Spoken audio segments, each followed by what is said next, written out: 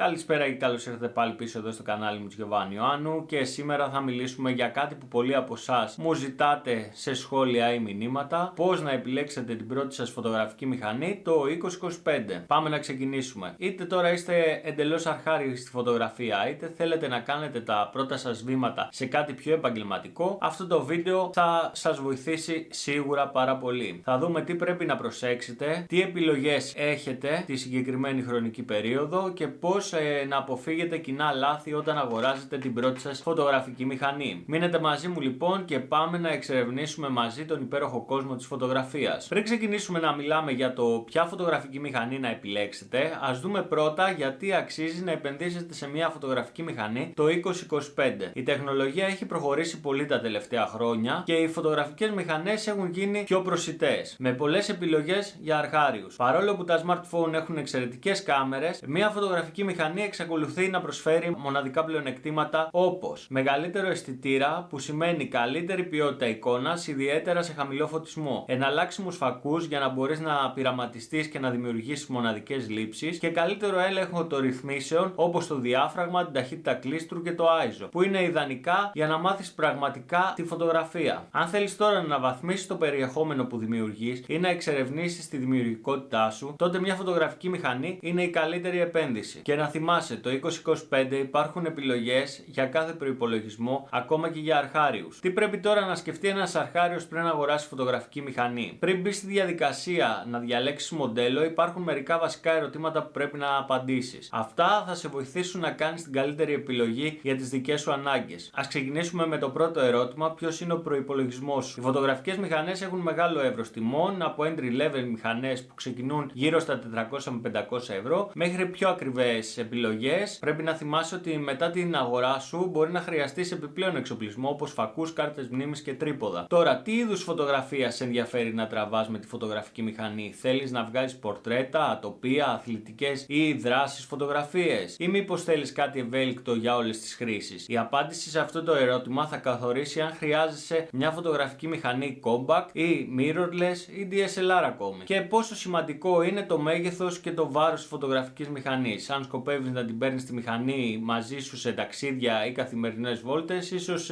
προτιμήσεις κάτι ελαφρύ και εύκολο στη μεταφορά. Οι mirrorless φωτογραφικές μηχανές είναι συνήθως πιο μικρές και ελαφριές από τις DSLR. Θέλεις να τραβάς βίντεο εκτός από φωτογραφίες? Αν σε ενδιαφέρει να δημιουργείς βίντεο για το YouTube ας πούμε ή τα social media, βεβαιώσου ότι η μηχανή που θα αγοράσεις υποστηρίζει υψηλή ανάλυση βίντεο όπως 4K και ότι έχει σταθεροποίηση εικόνας. Και βέβαια να θυμάσαι ότι το πιο σημαντικό είναι να διαλέξεις μια μηχανή που να ταιριάζει στον τρόπο που σκοπεύεις να τη χρησιμοποιήσεις. Μην ανησυχείς αν δεν έχεις όλες τις απαντήσεις από την αρχή, θα τις ανακαλύψεις στην πορεία. Ας δούμε τώρα τις βασικές κατηγορίες φωτογραφικών μηχανών που μπορείς να βρεις το 2025. Κάθε κατηγορία έχει τα δικά της πλεονεκτήματα και τα δικά της μειονεκτήματα. Οπότε είναι σημαντικό να ξέρεις τι να περιμένεις. Compact φωτογραφικές μηχανές, αυτές είναι μικρές, εύκολες στη χρήση και ιδανικές για αρχάριους που θέλουν κάτι καλύτερο από το κινητό τους. Έχουν ενσωματωμένο φακό, που σημαίνει ότι δεν χρειάζεται να ανησυχείς για αλλαγές φακών, ωστόσο οι δυνατότητές τους είναι περιορισμένες σε σύγκριση με πιο προηγμένες μηχανές. Μετά θα περάσουμε στις mirrorless φωτογραφικές μηχανές. Οι mirrorless είναι πιο δημοφιλή επιλογή για αρχάριους το 2025, είναι ελαφριές, προσφέρουν εξαιρετική ποιότητα εικόνας και υποστηρίζουν εναλλάξιμους φακούς. Επιπλέον συχνά έχουν προηγμένα χαρακτηριστικά όπως 4K βίντεο και γρήγορη αυτόματη εστίαση. Θα περάσουμε στις DSLR μηχανές. Η DSLR ήταν για πολλά χρόνια η κλασική επιλογή για φωτογράφους. Έχουν ανθεκτική κατασκευή και μεγάλη ποικιλία φακών, αλλά είναι πιο βαριές κάμερες και ογκώδη από τις mirrorless. Παρ' όλα αυτά, μερικά παλιότερα μοντέλα είναι πολύ προσιτά και παραμένουν εξαιρετικές επιλογές και σήμερα. Μετά έχουμε τις action κάμερες και τις ειδικές φωτογραφικές μηχανές. Αν ενδιαφέρεσαι περισσότερο για βίντεο δράσης ή υποβρύχιες λήψεις, οι action κάμερες όπως η GoPro είναι μια εξαιρετική επιλογή. Αν και δεν είναι παραδοσιακές φωτογραφικές μηχανές, είναι πολύ χρήσιμες για συγκεκριμένες χρήσεις. Μην ξεχνάς ότι κάθε κατηγορία εξυπηρετεί διαφορετικές ανάγκες. Το κλειδί είναι να διαλέξεις αυτήν που ταιριάζει περισσότερο στο στυλ σου και στον τρόπο που θέλεις να φωτογραφίζεις. Αφού τώρα επιλέξεις τη φωτογραφική σου μηχανή, το επόμενο βήμα είναι να εξοικειωθείς με τις βασικές της λειτουργίες. Αυτό θα σε βοηθήσει να καταλάβεις πώς να ελέγχεις την κάμερά σου και να βγάζεις καλύτερες φωτογραφίες. Ας δούμε τις τις πιο σημαντικές. Το διάφραγμα. Ελέγχει πόσο φως περνάει στον αισθητήρα μέσω του φακού. Ρυθμίζεται σε f-stop. Ένα μικρό νούμερο στο f-stop σημαίνει πιο ανοιχτό διάφραγμα. Περισσότερο φως δηλαδή και πιο θολό φόντο. Ταχύτητα κλίστρου. Η ταχύτητα κλίστρου καθορίζει πόσο γρήγορα ανοίγει και κλείνει το κλίστρο της φωτογραφικής μηχανής. Γρήγορες ταχύτητες παγώνουν την κίνηση, ενώ πιο αργές ταχύτητες, όπως 1:30 ας πούμε, μπορούν να δώσουν ένα εφέ κίνησης. Και μετά θα περάσουμε στο ISO, το οποίο ρυθμίζει την ευαισθησία του αισθητήρα της φωτογραφικής μηχανής στο φως. Χαμηλό ISO είναι ιδανικό όταν έχουμε καλό φως, ενώ υψηλό ISO, π.χ.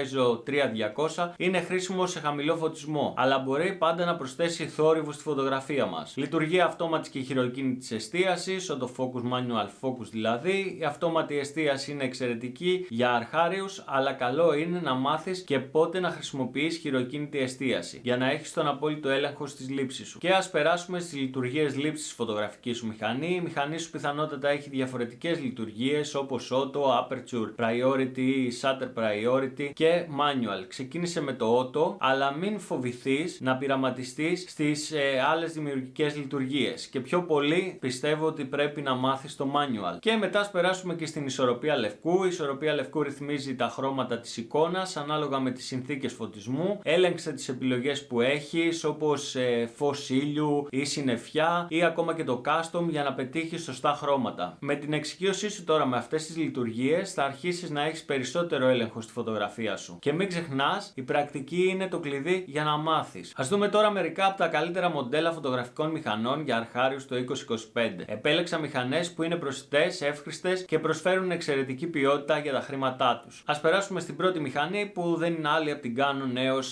R100. Μια mirrorless φωτογραφική μηχανή, ιδανική για αρχάριους που θέλουν να ξεκινήσουν με μια αξιόπιστη mirrorless μηχανή. Διαθέτει αισθητήρα APS-C για εξαιρετική ποιότητα εικόνας, εύκολο μενού, πολύ εύκολο μενού και οικονομική τιμή βέβαια. Ας περάσουμε στη δεύτερη, τη Sony ZV-E10. Mirrorless φωτογραφική μηχανή και αυτή, κατάλληλη για όσους ενδιαφέρονται για φωτογραφία αλλά και για βίντεο, ελαφριά με πολλές επιλογές φακών και εξαιρετική αυτόματη εστίαση. Θα περάσουμε στην Nikon Z30, μια μικρή και εύκριστη επιλογή από την Nikon, ιδανική για vlogging και λήψεις χαμηλού φωτισμού, με πολύ καλή ισορροπία τιμής και απόδοσης. Και θα περάσουμε στη Fujifilm X-TAF 200. Αν ψάχνεις για μοναδικό σχεδιασμό και εξαιρετική ποιότητα εικόνας, αυτή είναι η επιλογή σου. Προσφέρει ευχάριστο interface και δημιουργικές λειτουργίες ιδανικές για αρχάριους. Επόμενη επιλογή είναι η Panasonic Lumix GX9, εξαιρετική mirrorless φωτογραφική μηχανή και αυτή για ταξίδια, χάρη στο μικρό της μέγεθος και τη σταθεροποίηση εικόνας που διαθέτει. Πολύ καλή επιλογή για φωτογραφία και για βίντεο,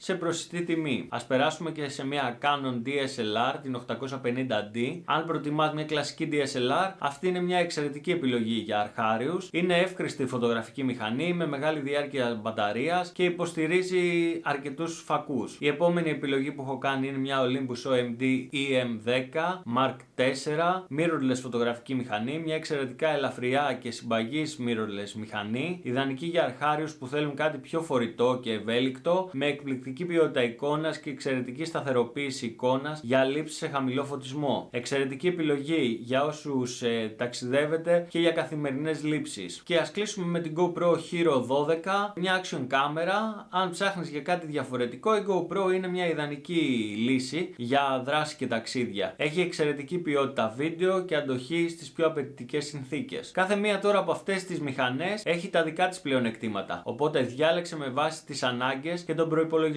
σου. Να θυμάσαι, η καλύτερη μηχανή είναι αυτή που έχεις μαζί σου και χρησιμοποιείς συνέχεια. Τώρα, αν και η φωτογραφική μηχανή είναι το πιο σημαντικό εργαλείο, υπάρχουν κάποια αξεσουάρ που θα κάνουν τη φωτογραφική σου εμπειρία πολύ πιο εύκολη και δημιουργική. Ας δούμε ποια είναι τα πιο απαραίτητα αξεσουάρ για αρχάριους. Φωτογραφική φακή. Αν επιλέξεις μια mirrorless ή DSLR φωτογραφική μηχανή, είναι πολύ πιθανό να χρειαστείς επιπλέον φακούς. Ένα σταθερός φακός 50 χιλιοστά 1,8 είναι μια εξαιρετική επιλογή για αρχάριους, καθώς προσφέρει όμορφα θολώματα φόντου και είναι οικονομικός. Αν θέλεις κάτι πιο ευέλικτο, μπορείς να επενδύσεις σε έναν φακό zoom, ας πούμε, π.χ. 1855, που θα σου επιτρέπει να καλύπτεις διάφορες καταστάσεις χωρίς να χρειάζεται να αλλάζεις φακούς. Τώρα, ας περάσουμε στις μπαταρίες και τις κάρτες μνήμης. Η διάρκεια της μπαταρίας διαφέρει από μοντέλο σε μοντέλο, αλλά είναι πάντα καλή ιδέα να έχεις μια εφεδρική μπαταρία μαζί σου για να μην κολλήσεις στη μέση της φωτογράφησης. Μην ξεχάσεις να έχεις και κάρτες μνήμης με αρκετό χώρο, π.χ. SD κάρτες 64 και 128 GB, για να μην ξεμένεις από μνήμη τη μέση της φωτογράφησης. Ας περάσουμε στα τρίποδα. Ένα τρίποδο είναι απαραίτητο για σταθερές λήψεις, ιδιαίτερα σε χαμηλό φωτισμό ή όταν θέλεις να κάνεις μικροφωτογραφία. Υπάρχουν διάφοροι τύποι τρυπόδων, αλλά για αρχάριους ένα ελαφρύ και φορητό τρίποδο είναι ιδανικό. Ας περάσουμε στα φίλτρα. UV φίλτρα και πολιτικά φίλτρα είναι πολύ χρήσιμα για τη βελτίωση της ποιότητας των φωτογραφιών σου. Το πολιτικό φίλτρο, για παράδειγμα, βοηθάει στο να μειώσεις τα αντανακλάσεις και να βελτιώσεις τα χρώματα, ειδικά όταν φωτογραφίζεις τοπία ή τον ουρανό. Να περάσουμε στις φωτογραφικές τσάντες. Είναι σημαντικό να έχεις μια καλή τσάντα για να προστατεύεις τη μηχανή και τον εξοπλισμό σου. Μια τσάντα τώρα ώμου ή backpack είναι ιδανική για να χωράει τη μηχανή σου, τους φακούς και τα αξεσουάρ σου με ασφάλεια και άνεση. Πάμε στα softbox και στους ανακλαστήρες. Αν θέλεις να κάνεις πορτρέτα ή φωτογραφίες σε στούντιο, οι ανακλαστήρες και τα softbox θα σε βοηθήσουν να έχεις την τέλεια φωτεινότητα και ομοιομορφία στη φωτογραφία σου. Για αρχάριους υπάρχουν οικονομικές επιλογές που προσφέρουν επαγγελματικά αποτελέσματα. Καθαριστικά και εργαλεία τώρα που θα χρειαστείς. Μην ξεχνάς να καθαρίζεις τον φακό και τον αισθητήρα της μηχανής σου για να αποφύγεις στίγματα ή σκόνη στις φωτογραφίες σου. Τα καθαριστικά πανάκια και οι συσκευές καθαρισμού αισθητήρα είναι απαραίτητα για την καλή συντήρηση του εξοπλισμού σου. Με αυτά τα αξεσουάρ τώρα θα μπορέσεις να μεγιστοποιήσεις την εμπειρία σου στη φωτογραφία και να δημιουργήσεις ακόμα καλύτερα αποτελέσματα. Να θυμάσαι, η ποιότητα εξοπλισμού είναι σημαντική, αλλά η δημιουργικότητα και η εξάσκηση είναι αυτά που κάνουν τη διαφορά. Αν θέλεις τώρα να βελτιώσεις τις φωτογραφίες σου, ακολουθούν μερικές βασικές συμβουλές για να πετύχεις καλύτερα αποτελέσματα. Να χρησιμοποιείς όσο μπορείς τον κανόνα των τρίτων. Χώρισε την εικόνα σου σε 9 ίσα μέρη και τοποθέτησε τα κύρια στοιχεία στις γραμμές ή τις διασταυρώσεις τους για ισχυρή σύνθεση. Πειραματίσου με γωνίες λήψης, δοκίμασε διαφορετικές γωνίες όπως από κάτω ή από πάνω για να δημιουργήσεις ενδιαφέρον και δυναμική. Εκμεταλλεύσου το φυσικό φως, φωτογράφησε νωρίς το πρωί ή αργά το απόγευμα για μαλακό και ζεστό φως. Αν είσαι τώρα μέσα, χρησιμοποίησε το φως από ένα παράθυρο. Με αυτές τις απλές συμβουλές, οι φωτογραφίες σου θα γίνουν πιο δυναμικές και ενδιαφέρουσες. Για να βελτιώσεις τις φωτογραφίες σου, είναι εξίσου σημαντικό να γνωρίζεις ποια λάθη πρέπει να αποφύγεις. Ακολουθούν τα πιο συνηθισμένα λάθη που κάνουν οι αρχάριοι και πώς θα τα αποφύγεις. Μην τοποθετείς τα θέματά σου στο κέντρο της εικόνας κάθε φορά. Χρησιμοποίησε τον κανόνα των τρίτων για καλύτερη σύνθεση και ισορροπία. Το flash τώρα μπορεί να κάνει τις φωτογραφίες να φαίνονται επίπεδες και άκομψες. Προτίμησε φυσικό φως ή ρύθμισε το flash σωστά για να έχεις πιο φυσικά αποτελέσματα. Προσοχή στην εστίαση, πάντα να εστιάζεις στο σημαντικότερο σημείο του θέματός σου, είτε είναι το πρόσωπο σε ένα πορτρέτο, είτε το κύριο αντικείμενο στη λήψη. Ένας βρώμικος τώρα φακός μπορεί να χαλάσει τις φωτογραφίες σου, φρόντισε να τον καθαρίζεις τακτικά με ένα ιδανικό πανάκι. Χρησιμοποίησε το ISO κατάλληλα για να αποφύγεις το θόρυβο στις φωτογραφίες, ειδικά σε συνθήκες χαμηλού φωτισμού. Αποφεύγοντας αυτά τα λάθη τώρα, θα αρχίσεις να βλέπεις άμεσα βελτίωση στην ποιότητα των φωτογραφιών σου. Πριν κλείσουμε, ας δούμε ένα τελευταίο tip που θα σας βοηθήσει να εξελιχθείτε και να κάνετε τη φωτογραφία σας πιο δημιουργική. Μην φοβάσαι να πειραματιστείς με διάφορες τεχνικές, γωνίες και φωτισμούς. Το πιο σημαντικό είναι να βρεις τον προσωπικό σου τρόπο να βλέπεις και να αποτυπώνεις τον κόσμο γύρω σου. Να θυμάσαι, η φωτογραφία είναι τέχνη και ο καλύτερος τρόπος για να μάθεις είναι να φωτογραφίσεις συνέχεια και να εξελίξεις το στυλ σου. Αν ακολουθήσεις αυτές τις συμβουλές και συνεχίσεις να εξασκείσαι, θα δεις γρήγορα βελτίωση στις φωτογραφίες σου. Μην ξεχνάς να απολαμβάνεις τη διαδικασία, γιατί αυτό είναι που κάνει την φωτογραφία τόσο μαγευτική. Σας ευχαριστώ που παρακολουθήσατε και αυτό το βίντεο. Αν σας άρεσε, μην ξεχάσετε να κάνετε ένα like και μια εγγραφή στο κανάλι για περισσότερα tips και οδηγούς. Τα λέμε σε επόμενο βίντεο. Γεια σας!